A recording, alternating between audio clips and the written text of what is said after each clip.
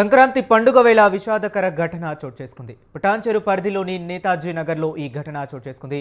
నేతాజీ నగర్లో నివాసం ఉంటున్న బీహార్కు చెందిన వలస కార్మికుని పిల్లలు సత్యం, శివం, శుభం ఇంటి సమీపంలోని చెట్ల పొదల్లోకి విషపు కాయలు తిన్నారు. దీంతో ఒక్కసారిగా చిన్నారులు తీవ్ర అస్వస్థతకు గురి కావడంతో స్థానికులు వెంటనే స్పందించి వారిని పటాన్చెరు ప్రభుత్వ ఆసుపత్రికి తరలించారు.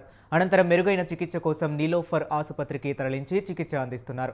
ప్రస్తుతం చిన్నారుల ఆరోగ్య పరిస్థితి నిలకడగా ఉండడంతో చిన్నారుల తల్లిదండ్రులు ఊపిరి పీల్చుకున్నారు.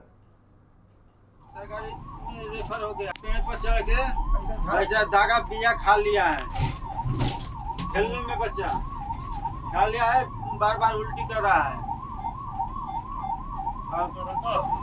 बार बार 5-6 हाली उल्टी हो गया बार बार।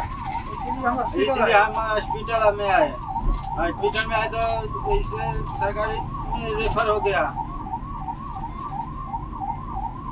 पेड़ पर चढ़ के धागा बिया खा लिया है, खेलने में बच्चा खा लिया है, बार बार उल्टी कर रहा है, बार बार 5-6 हाली उल्टी हो गया बार बार। इसलिए हम हॉस्पिटल में आए। हॉस्पिटल में आए तो इसे सरकारी में रेफर हो गया।